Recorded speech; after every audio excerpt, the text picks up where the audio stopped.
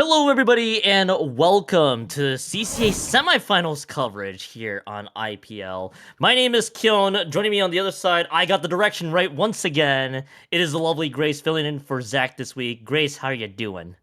I'm so good. When I got that message, they were like, Kyon wants you. It felt like I just got drafted, but not for something bad, for something really good. Or like I won the lottery.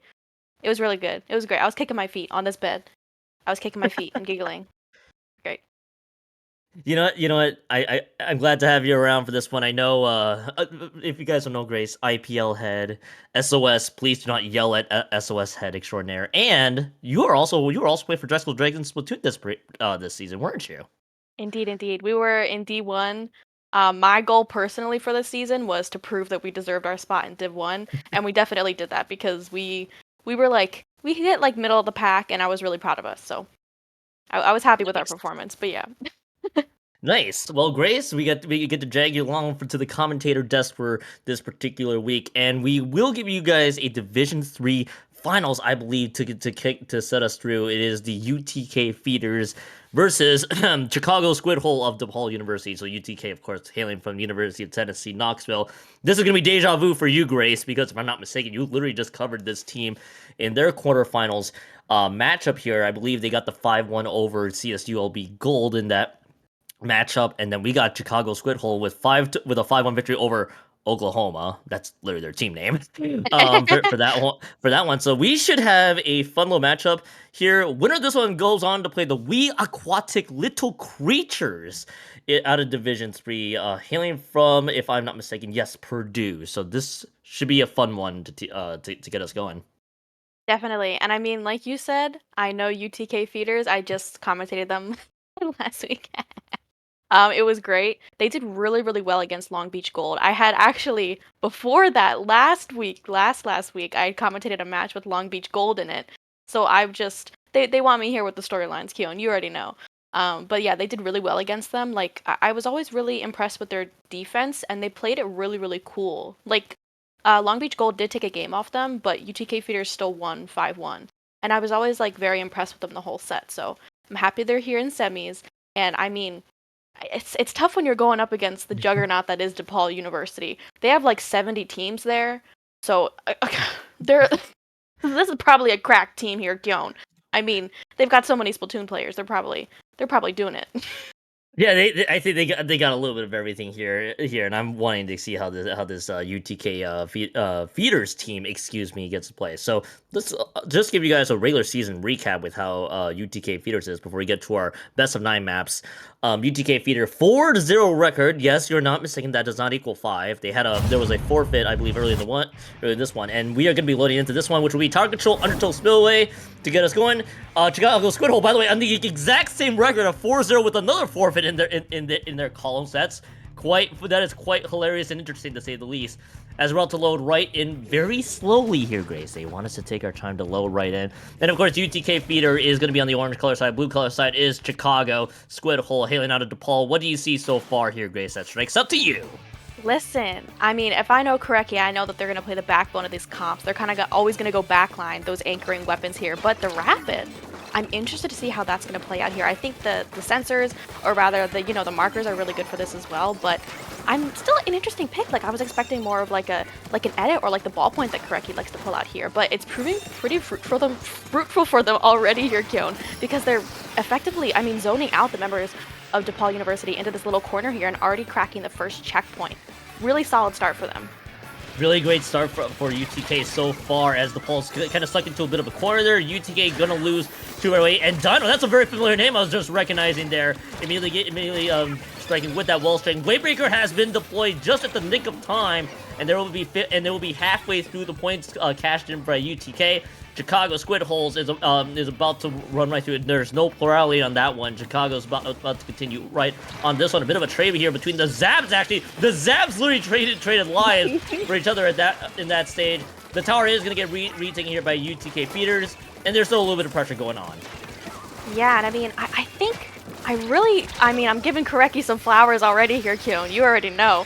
But that's I think it's proving really, really good of a pick for them here. I mean, we can see how much that they can zone out their opponents especially, but and I think that goes very well with the chip damage as well. Like you've got the burst bombs from the carbon too, and if they get those indirect shots because of that rapid pro, that's really really good comboing here. And again, proving to be pretty good for them because they're already at that last checkpoint. I mean, they do have to back up here, give up a little bit of space because they do go 3 down, but still, like again, very solid from UTK Feeders so far. Yeah, very solid start right out of the gate here for UTK Feeder. Still plenty of time. 3 minutes left to go on 3 minutes and 7 seconds to be more exact here.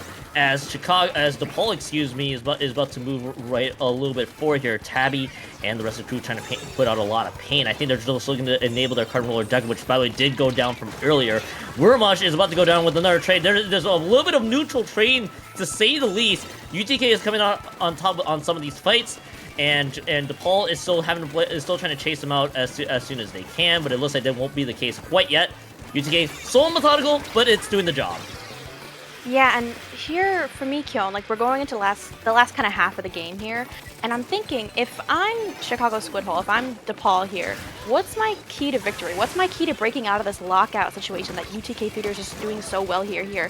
I mean, Tab is going to get a huge pick though onto one of the members of UTK Feeders, which gives them some room, but they're still effectively being pushed back. They're effectively being flushed out of the tower. So if they're going to be able to rush to it to try to get it, but Koreki's just going to dance and that's it, Kyon. That first game, very convincingly there for UTK Feeders. I mean, they played it so well. They locked them out, like, immediately. And every time they pushed, it just felt like DePaul couldn't do anything. Like, they couldn't quite get in.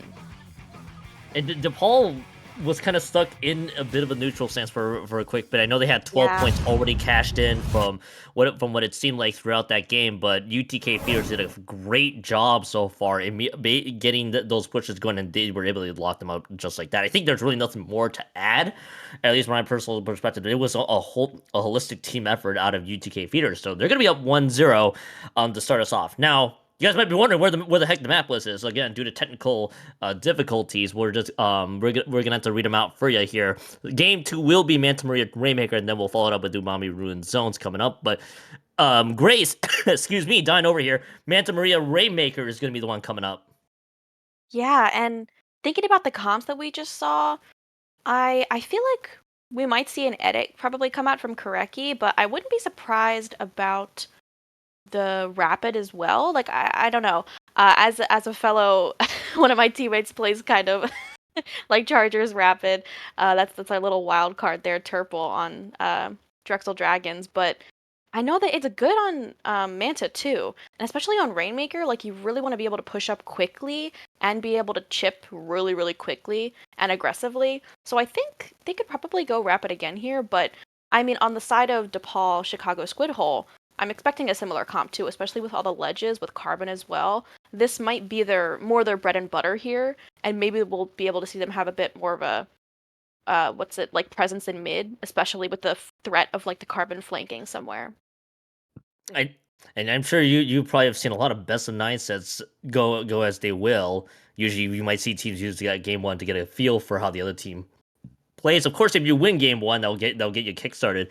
But you might use this time to try to adjust gameplay wise, especially when you're in a best of 9. Each map starts to matter here. Manta Maria Rainmaker is also one of the more oddball picks out of the bunch here because normally you don't see it anywhere else, except of course here. All that being considered, so I actually kind of want to see how DePaul does make those adjustments. Excuse me, and I'm curious as to if some of those theories that you had there with both teams will hold. I think it does seem pretty likely though. Yeah, and thinking about like you kind of talked about like game 1 can be like kind of like the lay of the land. Like when you're like in like a standoff and there's like two cowboys and they're looking at each other. I feel like that's equivalent to game 1, especially in like a best of 7, best of 9 sets.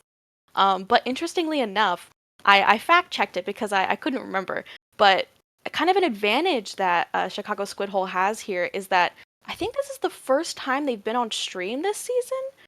So that Might means be. that UTK feeders, they probably don't have a lot of fodder to go off of. They don't have a lot of info on these folks. But UTK feeders were literally on stream last week. And we were like, wow, they're doing so well. This is what they're doing so well. So if you're Chicago Squid Hole, you're probably like, okay, well, we know what they're going to do, which is just already a huge advantage going into the set. So something to think about.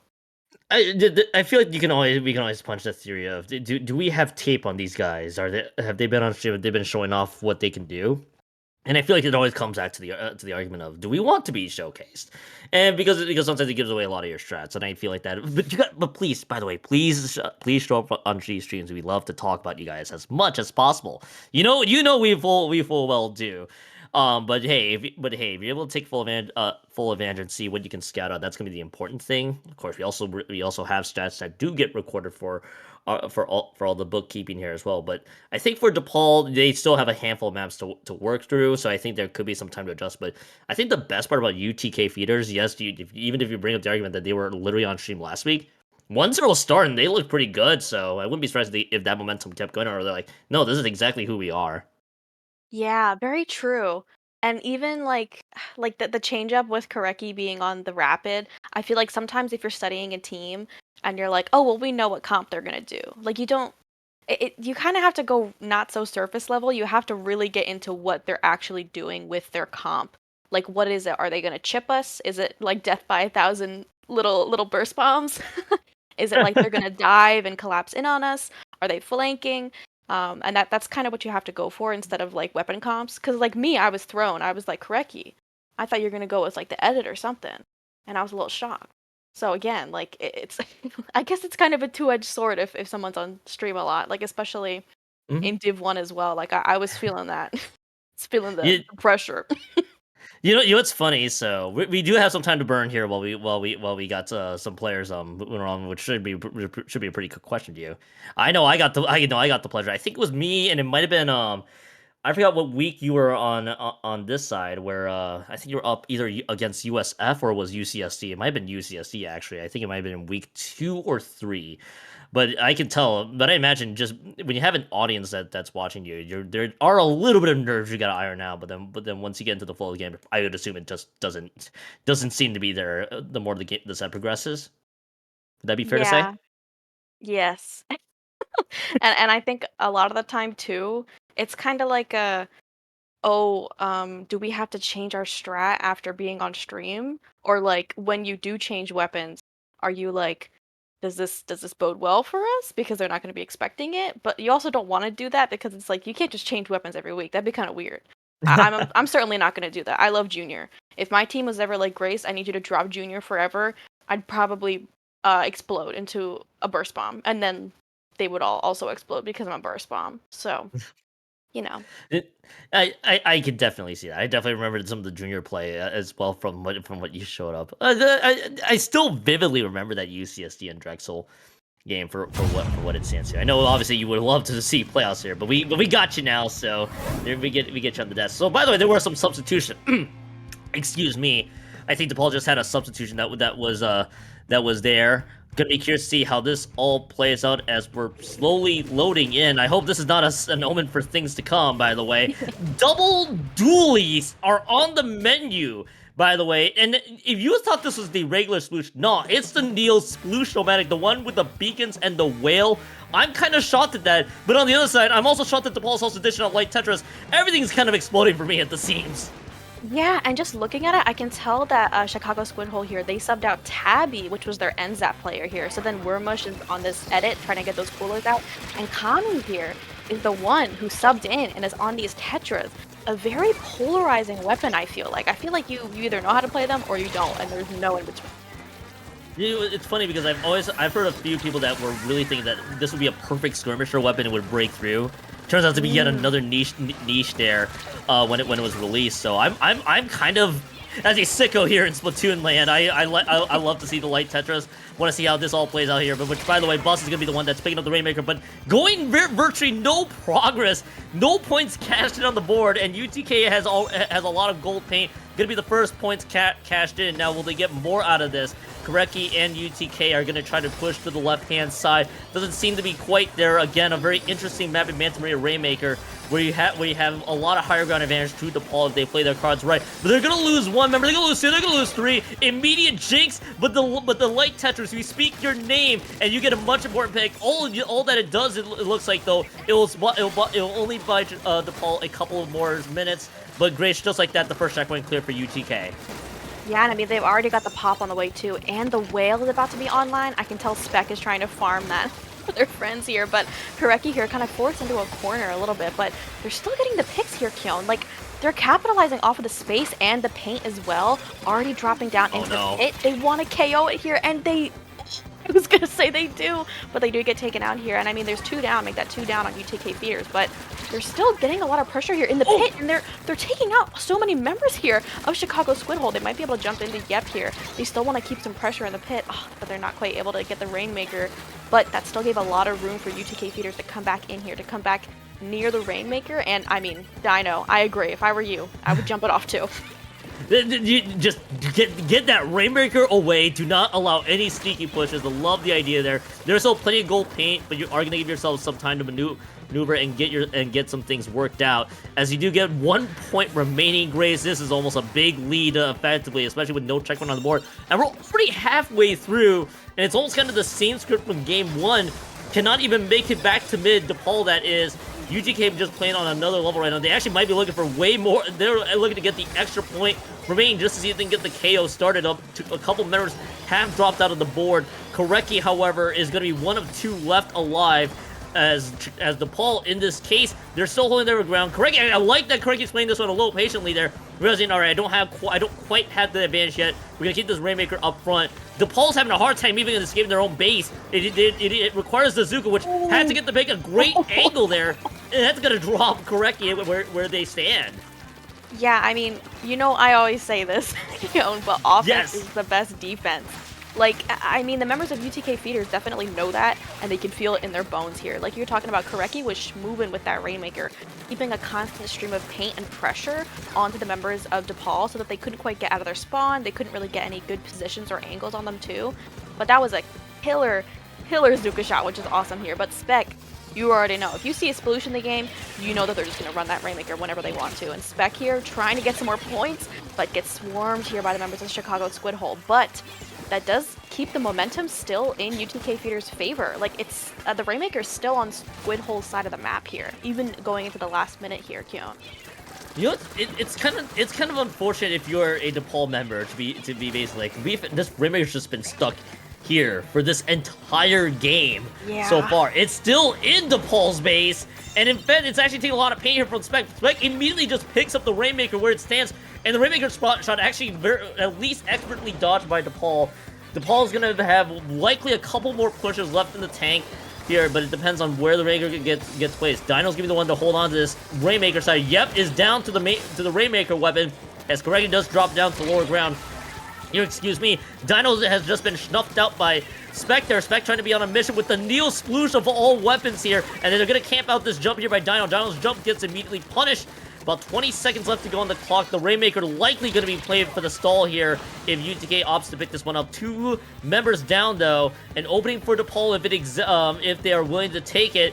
But there's so much gold paint here, Grace. It's gonna be tough sledding here. The answer needs to start being now, but the Rainmaker resets, and that might just be the game here because yes, DePaul does not pick up the Rainmaker in time. UTK has kept that Rainmaker in their base for what felt like the past 3 minutes, and they're gonna take this 2-0 lead to start things off. My gosh, and I mean, even their push following up to that, like, really solid hold on Squid Hole there, like, UTK feeders, they kind of took it slow, like, which I appreciated there. I feel like on Manta especially, people will either rush to try to go off the cut, like the little jump to that pedestal, or they'll rush to go into the street because they're like, oh, it's free, it's free. Surely there's nobody sitting like top left or on the bunker to stop me. But I appreciated the patience. Like, they went down a few times. It took them a bit to get to that first checkpoint. And once they cracked it, they stood there for a while. Like, I saw Koreki firing shots, like friends were going down next to them, they were getting picks, but they still played it really patiently. So once you see that in the push, once they have the lead, you're going to see that the entire time they're playing defense as well. Like, they're not going to let you in mid. They're going to play it safe, patient, and play off of each other and not overextend into you because they don't have to. So UTK Feeders, like, super, super solid game. Like, even if they didn't KO, that was like, it felt like a KO. It was kind of a struggle. It was basically DePaul being put on the struggle bus. They just took all the members of DePaul and just put them on the bus, and it's just slowly rolling. And I think everything was just so sad for DePaul. And DePaul there for the last what felt like 3 minutes of that game. Raymig was just stuck in DePaul's territory for quite a long time. It kind of feels really demoralizing to say the least there, Grace, for that. And I know DePaul, they're gonna need to look for adjustments. Gonna be the next one being Umami Ruins zones, excuse me, coming up here. So 2 zone map. Now you got to play a little bit of a better control game. And DePaul, I mean, just being completely locked out here in the second game. Just better hope that previous game doesn't rattle them too much. Yeah, I mean, on the bright side, what I kind of say to myself and like to my teammates, when we lose and then we like didn't get any points on the board, or we were like, dang, that just, or I'll be like, that felt bad. Like I'll say that to my teammates. I'm like, that didn't feel like a good game for me. And then usually we're like, yeah, me too, me too. But going from that as opposed to a game that was really close and it took like one decision that lost you it. I feel like it's easier to learn from these kind of games where you're like, man, we just couldn't get in no matter how hard we tried. Why? Like what locked us out? What did UTK feeders do that made us completely unable to get back into mid? And then going into this next game, especially on splat zones, it's a lot slower, more methodical, but going into that, seeing how slowly and methodically UTK feeders played that game there, not even letting Squid Hole get back into mid for, like you said, what felt like 3 minutes. Mm. I mean, Yeah, Squid Hole's got quite an uphill battle going into this for sure. yeah. DePaul's gonna have a much bigger sum they're gonna have to deal with there. Downs out of the well string onto the pencil now. Wormush is gonna be on the shot. If you look at UTK's end, there's a 52 gal that's making its grand appearance from what I'm seeing here. But they're gonna keep the Neo swoosh for whatever it's worth. The beacons and Whale very much on full display. And it's a 2-zone cab with 3 members already going down. The delay wipe is there, and Grace UTK continues to roar here in Game 3. Yeah, I mean, oh my gosh, and they're coolered up. They got the Whale coming out too. Yep, here, so much pressure. I think that was a pick there. It might be maybe from the Whale. Maybe a little bit of that chip as well. Yeah. And the splashdown coming out from Kaze here. And getting picked. This is going to be really, really tough here for Squid Hole to get out of here. I think if I'm like their coach or the little worm in their ear, which is kind of like what a coach is, I would be like, get your specials, friends. Fight if you have to, but get them out with your specials. Use what you have to get them out of here. And which we do see Wormush does here. But yep, expertly puts that wall down there, Kyon. They weren't even able to get them out, but they are 2 down here. UTK Feeder is going down 2 members, but so does Squid Hole here. This is their moment to get back into the zone here, Kyon.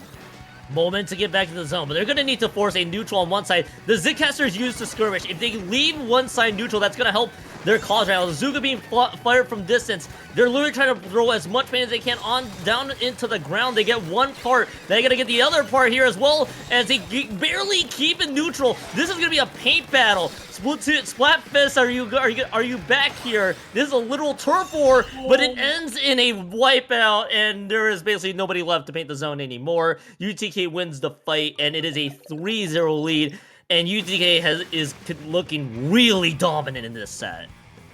Yeah, I'm just thinking about some countermeasures here for Squid Hole. It feels like UTK Feeders, I said this last week for them as well, but it felt like they always knew what they were gonna do, like the members of Squid Hole. It feels like they know the general flow of where people go. Like if you go one down, oh, the pencil's probably gonna go to that left area. So let's get there before them or get there to pinch them immediately as they try to back up. And I feel like it's really tough for Squid Hole here. Like they did have like a good push kind of there at the end where they just kind of threw stuff at the zone because it was kind of working. Like UTK feeders weren't taking care of them. Like they were still maintaining kind of that a little bit of pressure on the zone.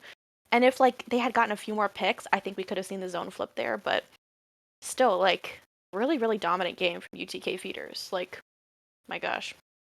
I think the best analogy I have, Grace, is if you were willing to hear me out for this analogy, you're basically playing Mario Kart 8. You're in one of the tracks. You almost have like almost a half lap lead, maybe even a full lap against your opponent.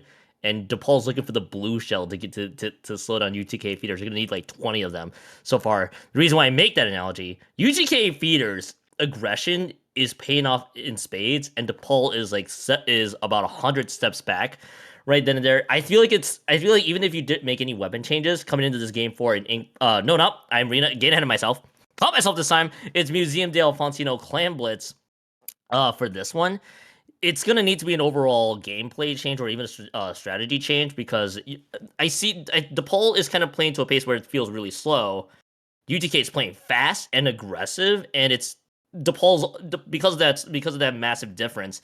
It's causing DePaul to not be able to adjust quickly, and I think DePaul just needs to make some big adjustments coming into this one if they want to stay alive. That's so true. I feel like maybe Squid Hole's kind of going for a bit of a like a stally comp, but I mean, if you're going into a team that's not going to let you stall or even get the chance to get the lead for you to be able to stall, I mean, that's really really tough. It's kind of like fighting fire with like a little like a toothpick, and you're like, and it's like, oh no, the fire's bigger, no. So I feel like if you're Squid Hole going into this, not even changing your own strategy, but recognizing how your strategy or whatever kind of strengths that your weapons have, how do they play into the members of UTK feeders? How do you play into the fact that they're gonna dive you and they're gonna fight you and probably win? What do you do? Like, is it 2v1s? Is it backing up so that Wormush here on the edit can clean them up because they have more range and all of that kind of the pressure that an edit has? Or do you do something different here? And I mean, we're seeing pretty similar comps here. Oh yeah, and Wormush going on the shot. And I mean, Dino here is going to be on the pencil here. So I feel like that's like a little bit of like a role change, which I'm down for. I'm actually curious to see. So this is actually, I hate to break news to you, Grace. This is actually the same weapons that No. DePaul is dishing out in the previous. Yup, it's even more than that. At least the thing they got going for them, by the way, Grace. All things considered, they got 2 picks. Now the other problem though is that UTK Feeder's like, all right, we're gonna bring out the Dreadbringer this time. So now they got a reach side that is available. They also got that. They got the Dreadbringer, which has just been surging in popularity recently. To not just in collegiate, but also in competitive Splatoon. You've probably seen a fair share of Dreadringers for everybody's time across all levels. Yep, it's definitely trying to say, yep, I'm about to get 2 right here. Maybe a 3rd one coming up here soon. Nope, gonna get picked out, but that's gonna clear up the space. 3 members gone, the barrier's been broken just like that, and the second power clamp's in, and already UTK Feeder takes home 43 points. Oh my gosh. And I mean, wait, they do get a really, really nice double here and make that triple down here onto UTK feeders. They did get to 48 remaining here, which is a pretty good push, especially considering that was like basically the first minute-ish here, Keon.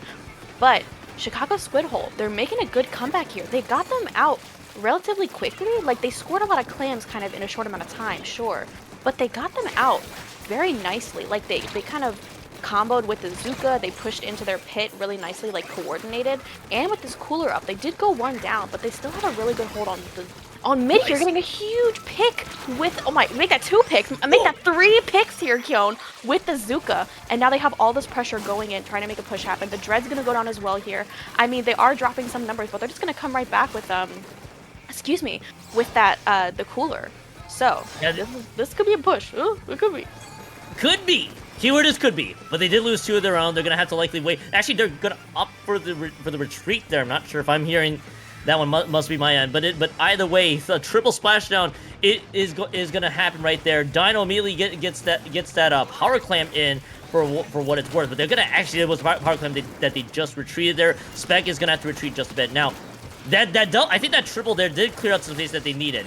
Now the next step is that DePaul needs to make this push happen. Maybe the skirmish fight is gonna happen, and that it looks like that's gonna be the case. That's the first push being cashed in. Wormush is gonna be in prime position to strike. The wipeout should definitely help their cause. Here's the free clamp from back at base. The lead has changed hands, and DePaul is looking. DePaul has an excellent counter push out of them. They might be looking to see if they can bring it home. More than just 39 points remain. I think they're realizing that they can't get more than just that 9-point lead now for DePaul, and that's a really good counter push for them. Oh my gosh, and the way that they were tossing those clams to their team. Oh no, Spec. Oh no. Oh.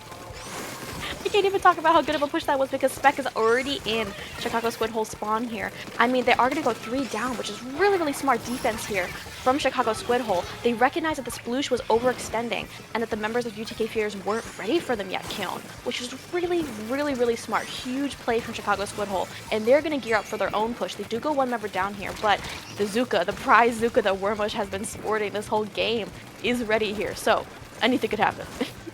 Anything could happen right then and there. I also just realized, Grace, I'm about 30 years too late on this recognition. It's a double Zuka comp as well with the cooler, so we're getting even more throwbacks to previous metas here. And I like that DePaul's been able to get value out of the Zukas as well, which is kind of the key thing. If you're gonna be using that Zuka, you gotta look for the immediate value that you can with the shots that you have available. Reef Slider was actually had to be used to just clear out the space that they need to prevent this next switch from happening. That power clamp is gonna probably be disappearing here soon. Now we got a power clamp that is available, and also the free clamp back at base from what I see, but casually strolling through, they're gonna get mowed down, and that's 3 members getting mowed down just like that. Minute left to go on the clock here. DePaul's defense is showing up when it matters most.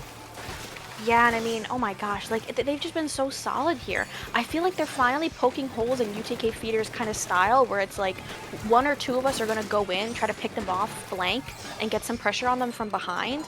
But Chicago Squid Hole are either ignoring them until they have to, like, fight them, or they're just dealing with them really quickly here, which is really, really smart. As I say that, UTK Fears get a lot of picks here onto plat. There's going to be 2 down situation here for Chicago Squid Hole. I see Koreki going back here for this pity clam, and if they're able to get it in, I can't do math. I can't do girl math. That is the lead. Koreki here is going to be able to clutch the lead up here for UTK Feeders, and they're getting more and more clams in here. It feels like a huge stagger happening. I mean, they are taking care of some members. They do take out Skep, or not Skepidillions. But I mean, now it's a 2-down situation here for UTK Feeders, so Chicago Squid Hole, it's gonna have to be an overtime push, but I think they could do it. Very much so. It is not the Skepidillions, in fact, it is the Spec that is making their great appearance here. Now it's OT coming in. They have the free clam back at base. I think I see what the vision here is. They're trying to get this push and any sort of clearance that they need from then and there. The sprinkler, however, is not gonna be an immediate bomb weapon, and the team is officially wiped out. It looked so good for DePaul holding firm, but unfortunately, UTK had other grand ideas, and that push that got him down to 25 push remain was just enough to do the trick. 4-0 lead for UTK, 1 more to complete the sweep and to advance on the grands here, Grace. Yeah, oh my gosh. And I mean, wait, did you say advance to grands? Yes. No. Almost 1 more way. 1 more way. Yes. Match point. I was like, Kyon, I don't want to leave yet. I was so sad. Yeah, I know. But yeah, I'm just thinking about what went wrong kind of there, especially not even just the defense, because I think once you get staggered, it's really, really tough to kind of come back from that, and that's just kind of a winning your fights type of deal. But I think in that overtime situation, Chicago Squid Hole kind of forgot what was working against UTK Feeders. It felt like the overtime kind of situation made them like lose focus, and like the adrenaline kind of kicked in, and they were like, okay, well, we have to just tunnel vision, get these clams in. But they forgot that UTK Feeders loves flanking, and they love sending out folks to pinch you with the flanks as well and coordinate off of each other. So once I could tell that what was the Dino on the pencil, they were focused on the edit, and the edit was like hiding behind the cooler, I was like, they're totally flanking them. They're flanking them right now. And that's what happened, and it was over from there. I feel like, but that was so close. That was really, really close, Kyon. So, I mean, going into this next game here, Game 5, again, match point for UTK Feeders.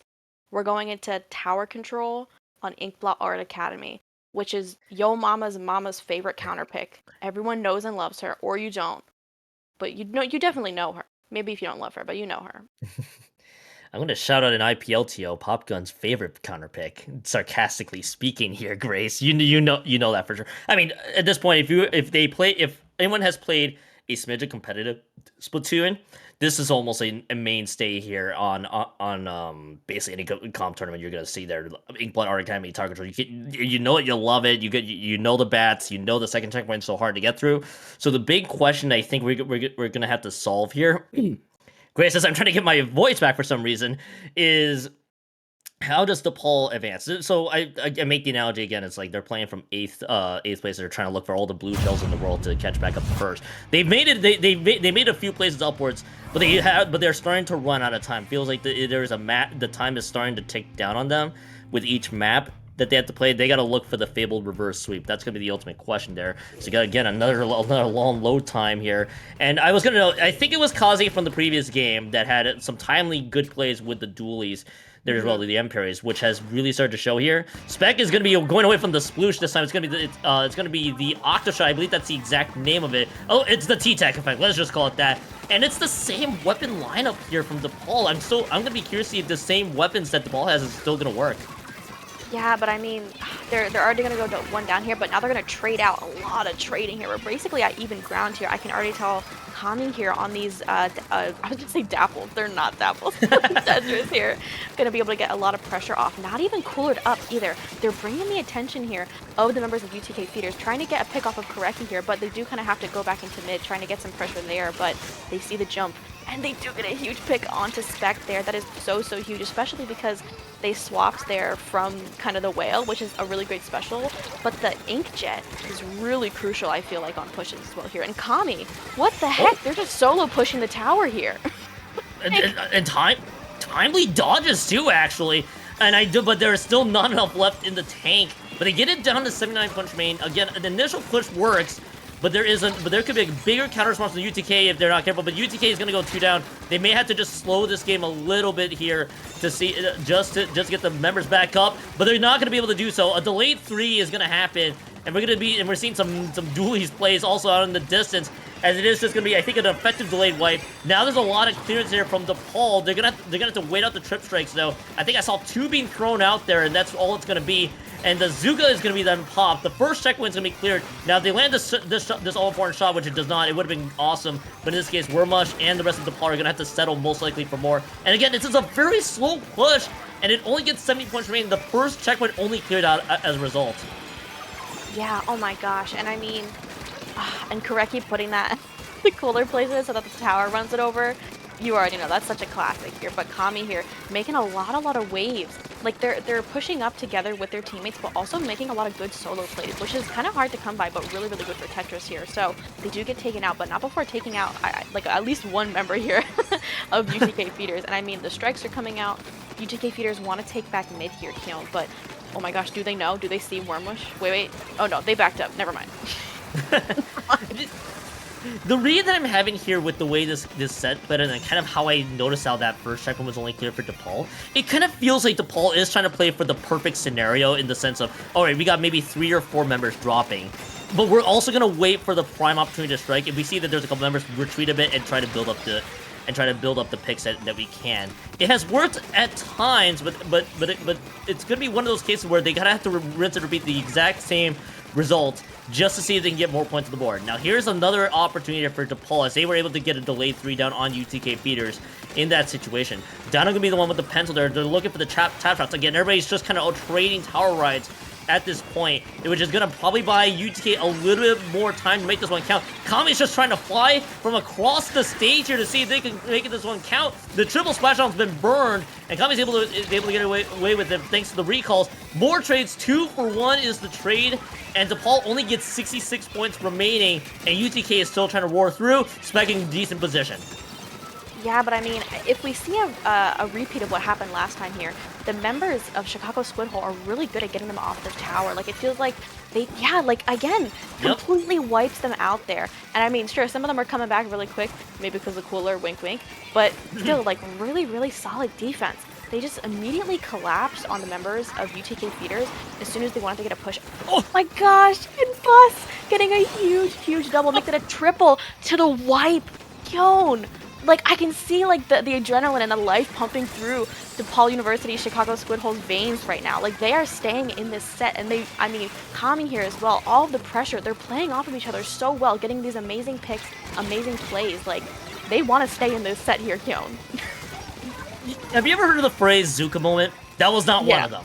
just so you know, that was not one of them. I think that was very deliberate Zuka shots, and it lands exactly where they needed to go. Because they got the double. I think they're waiting for the third member to show up, and that's how you get a good triple out of that one. And more importantly, you clear the treacherous second checkpoint. But now, Grace, the thing that's been haunting DePaul is the defense. As soon as I say it out loud, they get 3 down just like that.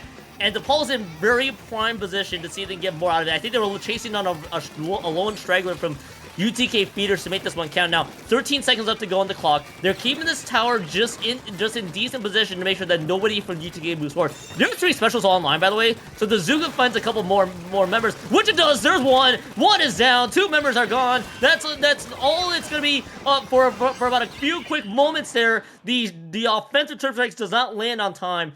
DePaul keeps the set alive there, Grace. All the signs of life are showing right now from DePaul.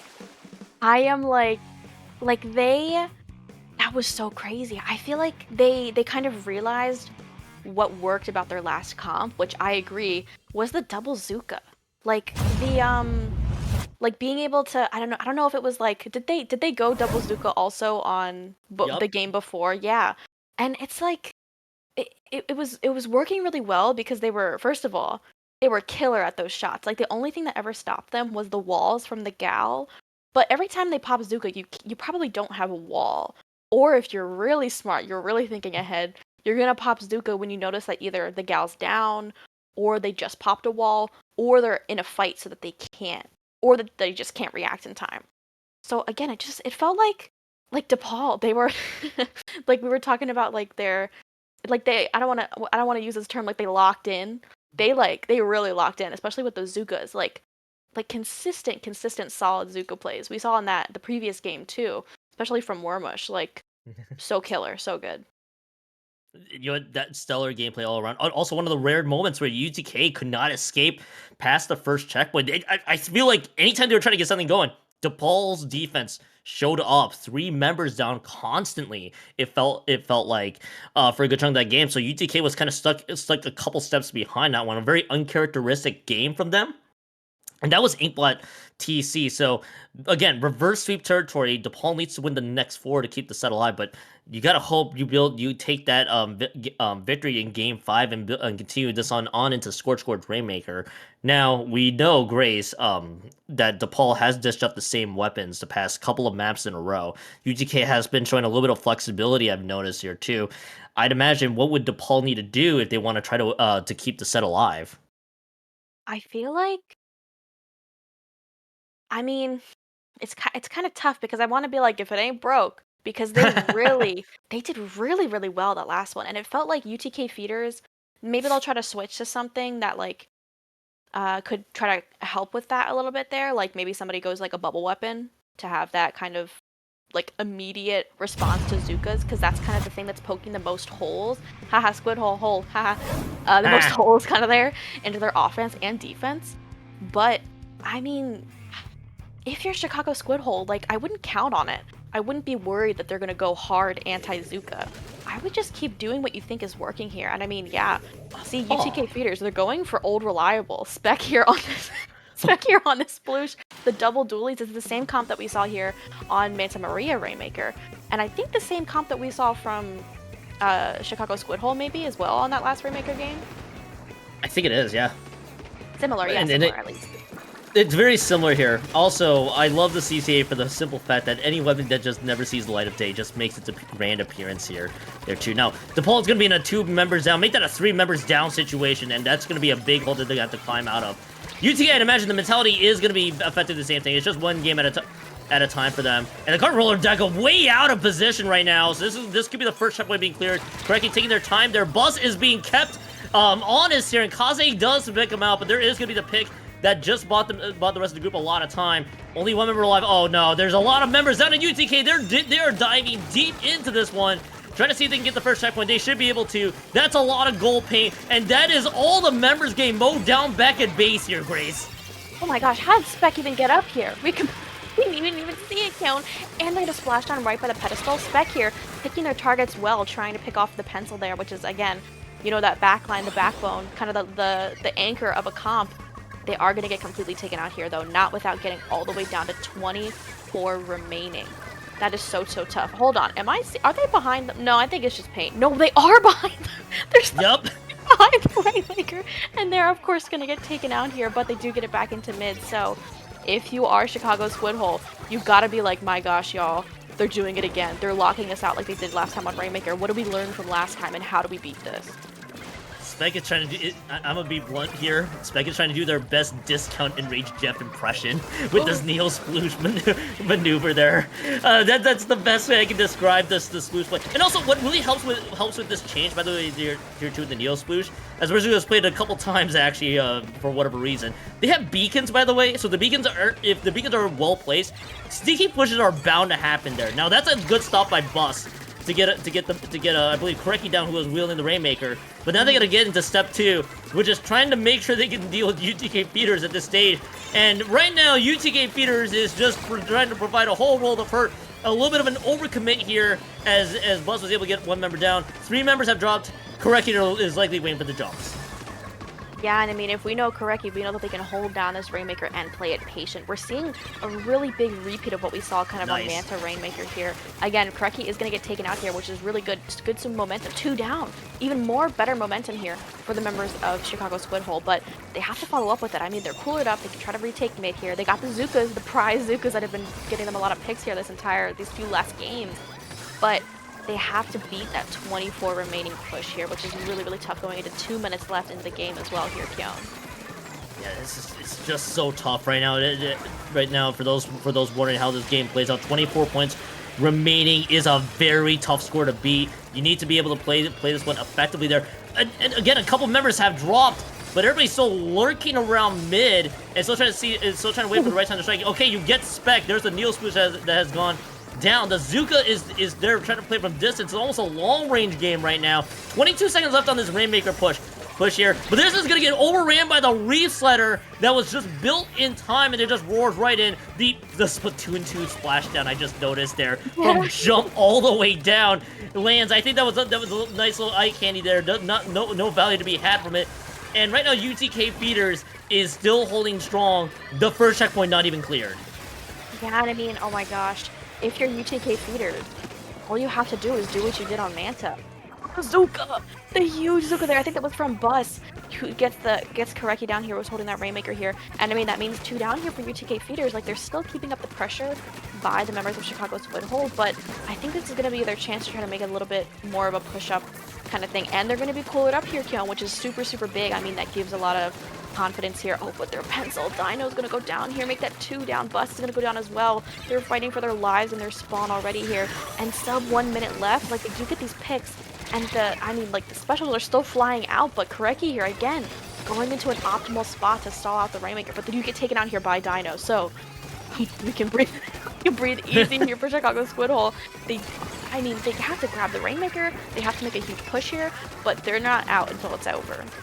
Not out until the clock's hit 0. The issue is that this is a very tough assignment right now. Dino with the crucial tap shots onto Kaze should help their cause. But if this Rainmaker reset's gonna be dire news right now for DePaul. DePaul needs to try to rush up to see if they can pick up this Rainmaker just in time, and then try to retreat with it. They pick up the Rainmaker. They gotta be into safe ground right now. They got 2 members dropped. Now it's gonna be OT, so this is gonna be a tough assignment there, as the wipeout is actually secured. Now, but they gotta get to step 2. They gotta get the checkpoint cleared, and they more importantly have to pick up this Rainmaker when it drops. 2 members have gone down, but immediately this one is getting picked. But there's a maneuver out, but they get 3 members get down just like that. DePaul just trying to swim forward there. They're trying to get out. Yep goes down. You gotta move forward right now if you're DePaul. DePaul's waiting to try to play this one out very patiently. They're trying to buy all the gold ink, but they don't get lead. They don't get lead. DePaul's comeback is just mowed down at the final seconds. Literally an 8-point difference. UTK Feeders advances to Grands on a nail-biter finish. Final score is 5-1. Oh, Yon, my heart hurts for Chicago Squid Hole there. Oh, they had such a good setup there for a little bit of a comeback. I know, I was literally like, if our lovely streamer Justin, shout out Justin, could see us like on the cams, I was literally the whole game, I was like, for time, oh my gosh, that really could have gone either way there. And I feel like UTK Feeders, again, like I kind of saw them play last week, cool as a cucumber. They were like, oh, well, like, yes, they can push up a little bit, but how about I just drop on them? And because I'm dualies, they can't really hit me. And I have one singular target. As much as they try to body block me, I can dodge roll around them, which is what we saw there, and that ultimately took out the Rainmaker. Really nicely played by UTK Feeders this entire set. But, I mean, if you're DePaul, Chicago Squid Hole, also really, really great effort. Like, I saw how good they were adapting in those last few games, especially, which is what you want to see. Kind of like, again, this is my coach who kind of tells us to play to get better, play to improve, to learn, and not just play to win. I mean, it is semifinals, so maybe you do want to win, but still, good effort. My heart goes to DePaul because during that call, I noticed, Grace, such a huge advantage too from DePaul. They just need, if there's ever a tragic time to say just move forward, that's really was one of them, because I feel like they could have easily gotten lead, then just absolutely hesitated the last seconds there. And I think this was one of the this I think this kind of led to the case I was bringing up. Was DePaul was I think was looking for the perfect scenario before they can move forward, and I think they were just waiting. I think the hesitation unfortunately just caught up to them in that regard. Again, I gotta give a lot of credit though. That's a really strong season that they had in the regular season. I know that one said something you probably would wish would didn't happen the way it did, but they had a 4-0 record again. There was the one forfeit there as well. That's just a sign on that one. They played very well. Again, they played phenomenal to get to this point. Anyway, it's just UTK was just playing on another level. So I'm just really happy to see them progress through. And I actually have to. I'm gonna dig up the rankings here before we do cut the break, because we got another set coming up here, and I'm sure they're telling me, hey, you might want to get out of here soon. DePaul, yeah, 4-0. They finished second in group three. They're in a group that featured Cream Corn, We Aquatic Little Creatures, WDPI, Kansas Grizz Co-workers, HLG Blue, and Mississippi State. So they played very well throughout the season. It was just cut short in the final moments. So, but our grand finals for Division 3, UTK feeders out of University of Tennessee Knoxville versus the We Aquatic Little Creatures out of Purdue. That is your matchup for grands when that eventually gets scheduled. Now, guys, normally we would do our sign-offs, yada yada yada, the plugs and everything, Grace, but we're not done. We got another semifinals matchup coming up here in just a few moments. I don't know if I think they maybe they, I think I don't know if Justin has the scene for this one. We got some we got some intel here, but I think yeah, they are. So we gotta get this on. We gotta get this here. We don't need the serious spec cam. We gotta zoom in here for Perry Dooley's to be the capper for this one. I gotta appreciate the gamesmanship here from UTK Feeder. I gotta laugh at this real quick here, Grace. Listen, I love the meme. I love it. They're slaying Koreki here, even their lovely backline. Oh, they do get taken out. Sorry, Koreki. But still, just goes to show they love each other and they love end parries for some reason. Yeah, you know what? I gotta give them credit for the quad parries. Thank you so much for the info, guys. We're gonna well, they are gonna play the play all nine, but we got another set that's gonna be waiting for us here in just a quick moment. So I mentioned before, normally this would be doing our sign off. We got another semifinals matchup coming up ahead. This will be Division 6 coming up, so you don't want to miss this semifinals matchup. We'll be right back for our second game. We'll see you guys here in a bit.